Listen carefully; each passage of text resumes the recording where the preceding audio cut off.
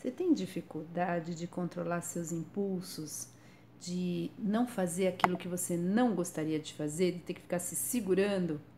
Bom, meu nome é Cecília Freire, terapeuta de casal e família, psicóloga transpessoal, e estou aqui para ajudar você a sair da dependência afetiva e saber que tem vida além da dependência. Nesse vídeo, eu quero falar sobre os mecanismos de autocontrole do impulso, justamente, né? E que são o que leva as pessoas a terem mais ou menos domínio sobre suas emoções, seus sentimentos e suas ações, seus desejos, né? Então, existe uma capacidade em nós que pode ser aprendida de dominar os nossos desejos, de colocar o nosso neocórtex, né, a nossa parte do cérebro que é responsável pelo planejamento, pelo controle das emoções, pela ponderação, né, pela criatividade, inclusive para encontrar saídas mais criativas e não precisar justamente agir no impulso, que pode nos ajudar nessa interação, né, com o nosso sistema límbico, que é justamente esse que é o nosso automatismo, que é a nossa parte impulsiva, mas é a nossa parte responsável pela autopreservação, pela sobrevivência da espécie e a procriação também. Então, o sistema límbico, ele por sua vez é responsável pelas emoções básicas, né? Medo, raiva, fome e desejo sexual, que é justamente essa questão da gente fazer com que a espécie toda sobreviva, né? E o sistema límbico, ele funciona de uma maneira automática, impulsiva e bastante inconsciente. Nós vamos chamá-la de parte quente, né? Nossa parte quente, né? Muito, muito quente. E nós temos então o neocórtex, que é a parte fria e que precisa entrar em ação para poder inibir justamente esse excesso de impulsividade. Então, como é que a gente, o que prejudica, né? O que faz com que uma pessoa seja mais impulsiva? Primeiro, a pouca idade, né? A imaturidade, né? A gente sabe que o cérebro só amadurece depois dos 24 anos, mais ou menos. Então, por isso as crianças e adolescentes são muito mais impulsivos, né? E são mais suscetíveis a quererem o prazer imediato. Em alguns vídeos meus eu falo do prazer imediato igual a dor futura ao quadrado quando se trata justamente das dependências, né, das adicções. Então a gente aqui tem essa parte nossa, justamente o límbico, ele é o que nos dificulta de sair dos vícios, porque ele é o que né, mantém o vício, porque é o nosso lado impulsivo, indomável, né, nosso bicho, que quer prazer, quer viver pelo princípio do prazer. Então, outro fator que também nos prejudica no controle do impulso é o estresse. Né? Quando a gente fica sob estresse, a gente acaba agindo impulsivamente, acaba nos fixando mais realmente na nossa capacidade de sobrevivência, porque a gente está no limite, vamos dizer assim. Então, a gente vai ver agora como que a pessoa, né, que desenvolveu um estudo a esse respeito, o Walter Mischel, né, ele é um psicólogo, já tem 86 anos, saiu na página amarela da Veja, não sei se alguém viu isso, mas a gente achou muito interessante como que ele desenvolveu uma estratégia para poder, para a pessoa poder controlar o impulso. Olhem só que legal. Então, ele tem um livro que na época que saiu essa reportagem estava saindo no Brasil. O livro se chama O Teste do Marshmallow. Mais adiante eu vou ler no que consiste esse teste, né? E a outra parte interessante aqui é como todas essas conclusões surgiram a partir de um teste tão simples como o do marshmallow, né?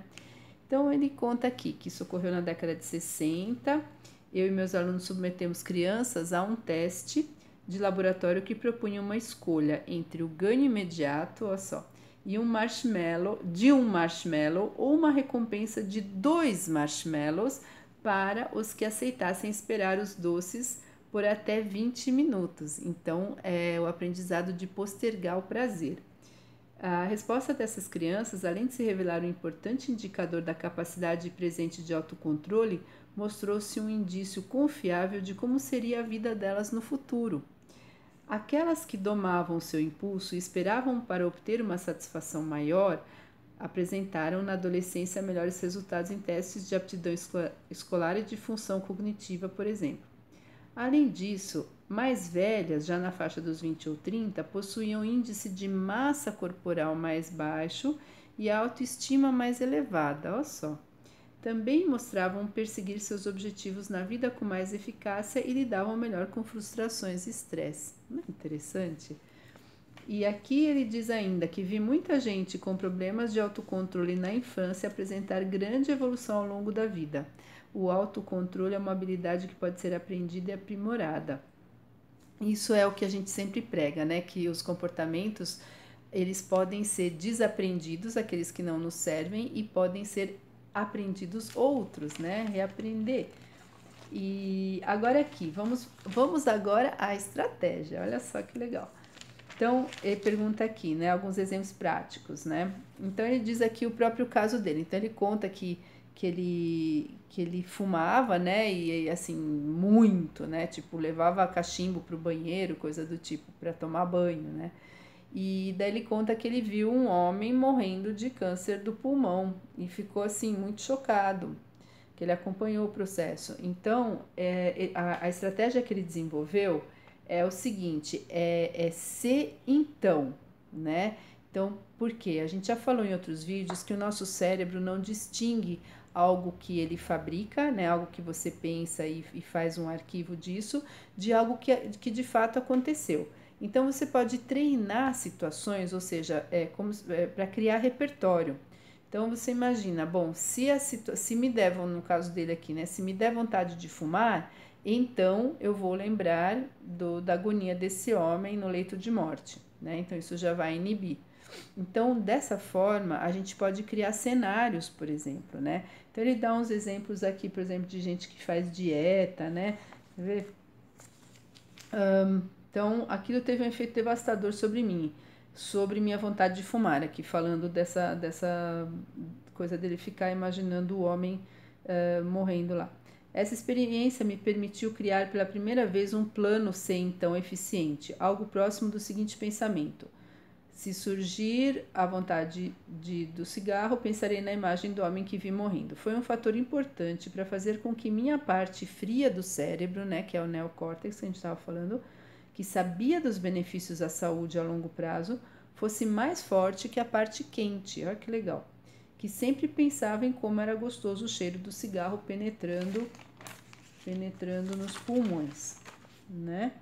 Desculpem, penetrando pelo nariz ou a fumaça entrando pela boca. Aí aqui outros exemplos para estudar, por exemplo. Quando o relógio marcar 10 horas, vou pegar um livro e estudar. Ou no caso de uma dieta, na hora em que a sobremesa chegar, né, vamos dizer que você está convidado na casa de alguém, não comerei a torta de chocolate. Mesmo que simples, essas estratégias de antecipar uma situação e planejar uma resposta, que é onde entra o neocórtex, mostram-se bastante eficientes para ativar nossa parte fria do cérebro, né? Com isso você exercita essa parte fria, né? Então, é isso que eu queria deixar para vocês, que a gente tem essa possibilidade de treinar cenários, né? Se então, né? Se me der vontade de mandar uma mensagem para o meu ex, vou lembrar apenas das coisas tenebrosas que ele me fez, né? Se ele falar que gostaria de conversar comigo, porque eles sempre tentam dar uma reatadinha, né, para não perder o controle, não perder a freguesia, né, do controle, então eu vou, não sei, tem várias coisas que você pode fazer, né? Então eu vou dizer que eu não tenho mais nada para conversar. Ou então eu vou inventar uma desculpa que alguém está me ligando, vou atender o telefone e sair andando. Enfim, você pode pensar, né? Você planeja qual vai ser a sua ação e na hora H, quando você estiver justamente diante da situação problemática, você já sabe o que, né? Você vai ter uma carta na manga, você vai ter já um repertório, como se você tivesse um arquivinho já criado, você vai ter esse repertório para você poder lançar a mão dele quando você estiver na situação do C, tá certo? Então, esse tipo de dica, de ajuda, né? Eu vou poder te dar justamente durante o nosso próximo lançamento. Hoje em dia nós estamos no grupo terapêutico, tendo os nossos encontros através de lives, porém está para vir uma outra novidade em breve que permitirá o acesso a mais pessoas poderem justamente fazer essa jornada de recuperação num outro formato. Então aguarde, porque temos novidades, e se você gostou, se te ajudou, compartilhe, mande para as amigas que estão mandando mensagens, se humilhando, né, se colocando lá, dando a cara para bater quando a pessoa já declaradamente, né, não quer mais nada, ou está traindo, ou dá um sumiço, depois reaparece para poder né, manter o banho-maria sempre aquecido. Então, ajude as suas amigas, né? Se ajude a poder fechar esse dreno de autoestima. Então é isso aí. Se você gostou, compartilhe, dê um like, porque assim mais pessoas vão ter acesso a essa informação. E o canal é Cecília Frei Criando União. Se inscreve, porque quase todo dia, quase, não todo dia, eu coloco um vídeo novo lá e assim você é avisado. Um grande beijo e até o próximo vídeo.